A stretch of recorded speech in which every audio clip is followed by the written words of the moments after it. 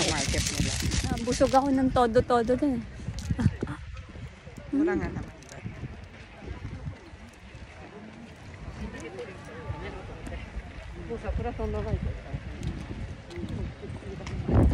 Kain muna tayo. Muna tayo. Tsaka, Nandyan tayo sa ano. parang makulay yung ano ah. Oo nga, yung juice.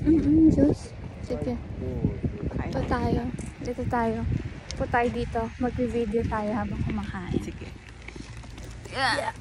Yes. Huwag kang bubulin to. Asan na? Asan na yung strawberry na? Ay, parang dapat dito tayo banda, sister. Sa may gitna. Lili. Mount Fuji. Yes! Ano to eh? Ano ba si Mount Fuji? Namalayo.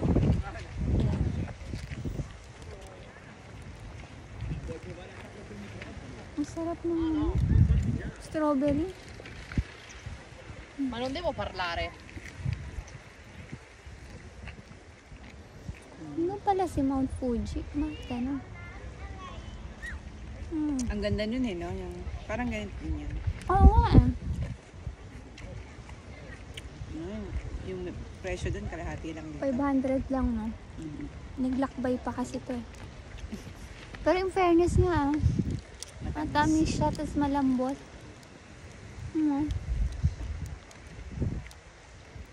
Wala pa ako nabiling ganito katamis yung Baguio. Maganda lang pero hindi matamis. Tsaka yung malambot, yung parang siyang chocolate. Ayan, masarap.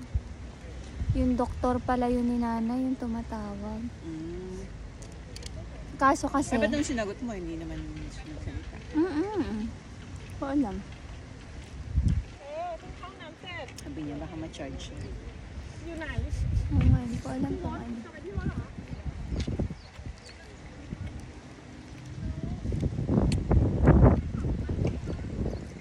Juicy nga siya.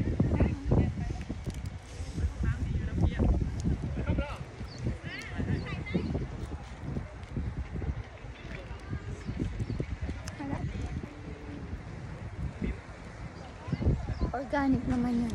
So, okay lang. Hindi ka lang magtatapon.